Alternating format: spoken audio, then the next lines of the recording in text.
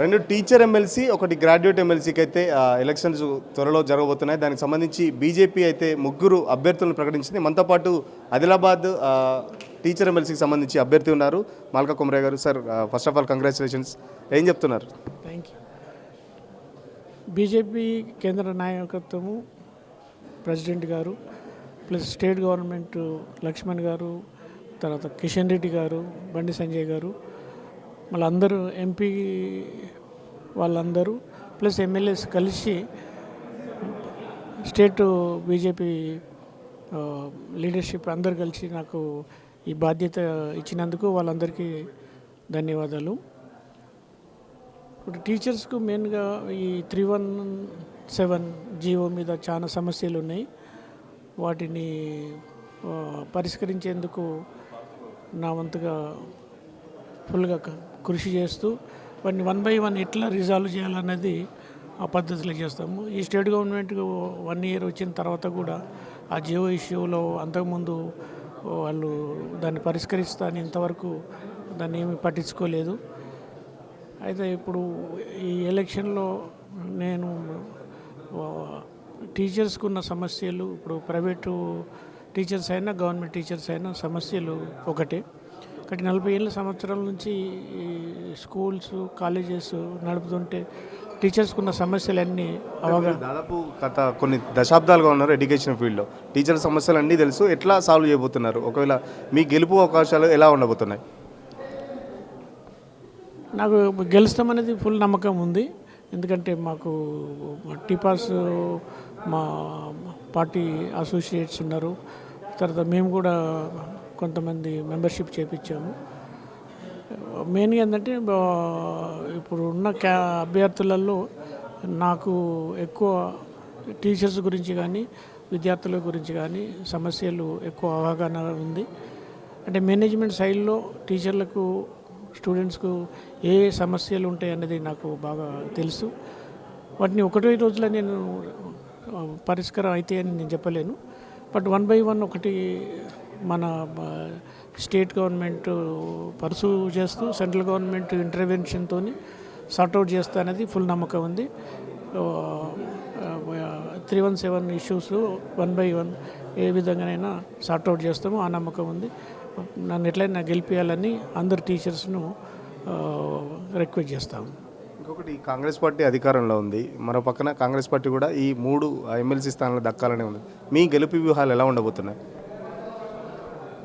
గెలుపు వ్యూహము అంటూ స్పెషల్గా ఏమీ ఉండదు. మాకు బీజేపీ పార్టీ నరేంద్ర మోడీ గారి ప్రభుత్వము తరఫున అందరికీ తెలుసు. బీజేపీ గవర్నెన్స్ బాగా ఉంది.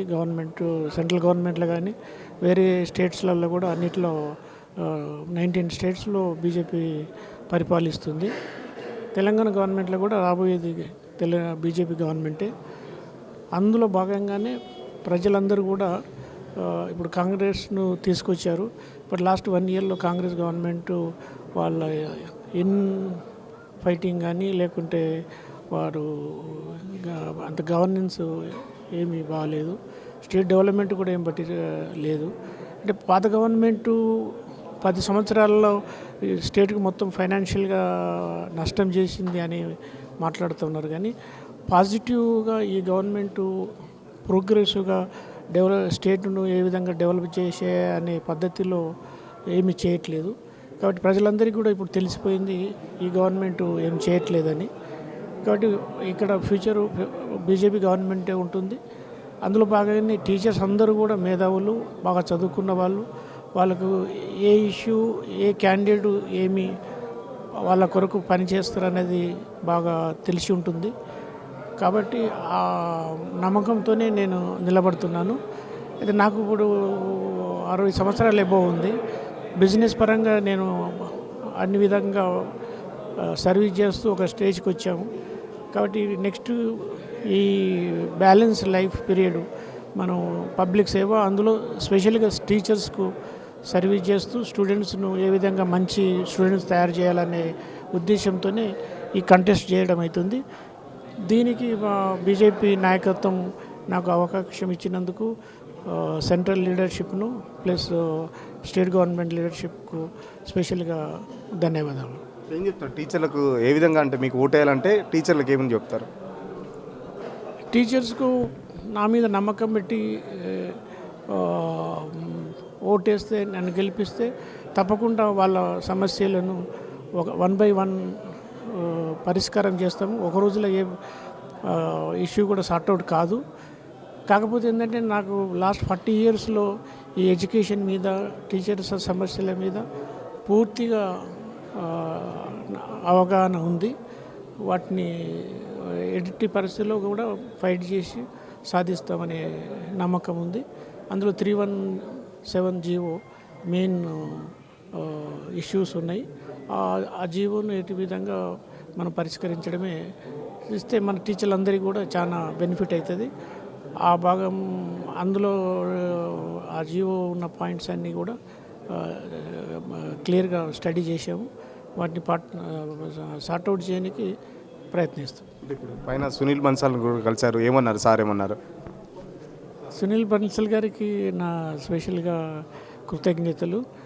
మీరు లాస్ట్ టైం ఎంపీగా ప్రయత్నించారు, అందులో సఫలం కాలేదు. కాబట్టి మీకు ఇప్పుడు ఈ అవకాశం ఇచ్చాము, మీరు ఎదురు గెలుచుకొని రావాలని చెప్పారు. ఖచ్చితంగా 40 సంవత్సరాల నుంచి నేను ఏదైతే ఎడ్యుకేషన్ ఫీల్డ్లో ఉన్నానో, సో టీచర్లకు సంబంధించి అన్ని సమస్యలు నాకు తెలుసు. నేను గెలిచిన వెంటనే 317 ఏదైతే ఇప్పుడు టీచర్లు ప్రధానంగా ఏదైతే పోరాడుతున్నారో 317 సంబంధించి ప్రభుత్వాన్ని ఎప్పటికప్పుడు ఎండగడతానని చెప్పేసి టీచర్లకైతే హామీ ఇస్తున్నాను. నేను గెలిచిన తర్వాత 317 జీవోకి సంబంధించి గట్టిగా మీ తరపున పోట్లాడి మీ సమస్య పరిష్కారానికి అయితే కృషి చేస్తా అని చెప్పేసి చెప్తున్నారు. టికెట్ ఇచ్చిన అంటే ఏదైతే అనౌన్స్మెంట్ చేసిన పార్టీ మొత్తం అధినాయకత్వానికి ఇటు కిషన్ రెడ్డి కానీ బండి సంజయ్ కానీ అందరికీ పార్టీ అధినాయకులందరికీ ఆ కృతజ్ఞతలు చెప్తున్నారు. వీడియో జర్నలిస్ట్ అభిలాష్తో సురేష్ పల్లవి టీవీ, హైదరాబాద్.